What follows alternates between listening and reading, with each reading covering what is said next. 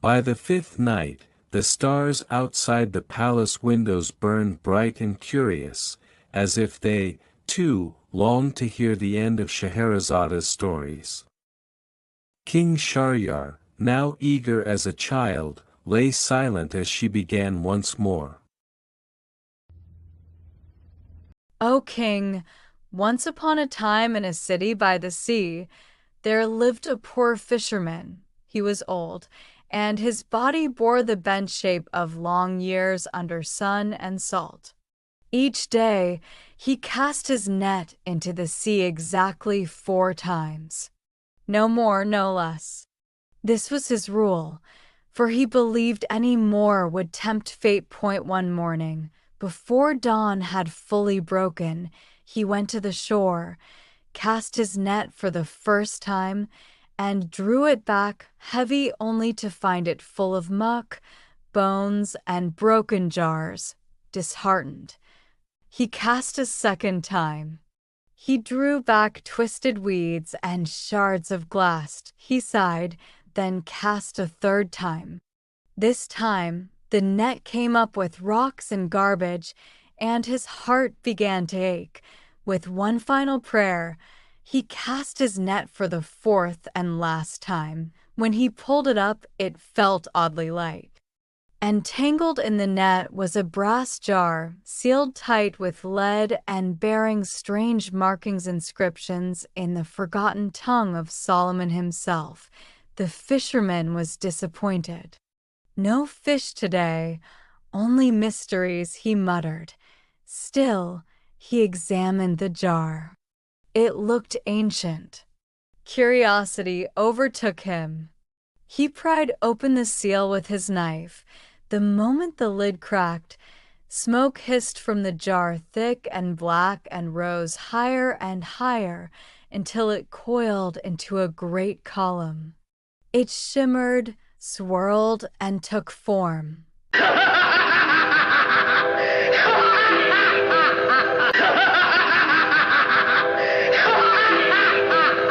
Before him stood a towering Jinni, terrible to behold, its eyes flaming red, its hands like claws, and its voice like thunder. Rejoice, mortal, the Jinni boomed.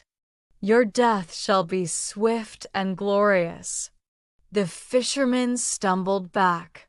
What madness is this? I freed you. Indeed, said the Jinni. But you're still doomed. Hear my tale. The Jinni explained that he had rebelled against the king of the jinn, Solomon himself, and for his defiance, he had been imprisoned in that jar and cast into the sea. For the first 100 years, the Jinni said, I vowed to reward whomever freed me with riches.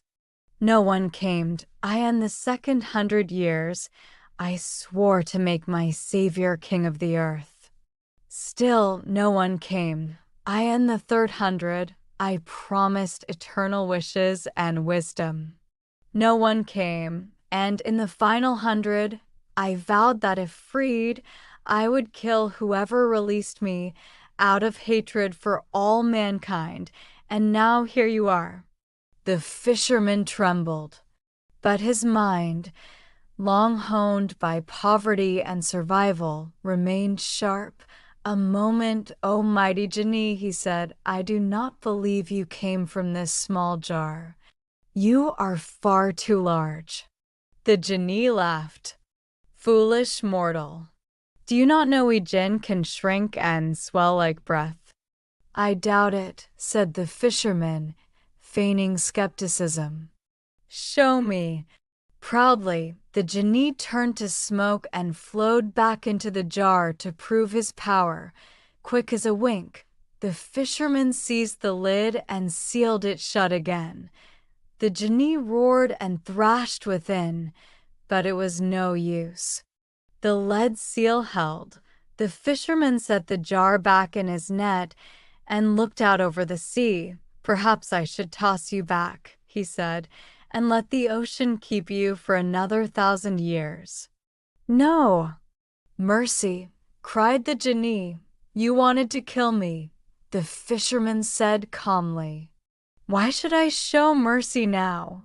The Jinni pleaded, swearing by the Most High and by Solomon's own seal that he would never again harm the man who freed him. And after long thought, the fisherman opened the jar again, but this time, with caution in his eyes, the Jinni reappeared, bowed low, and said, You are wise and worthy.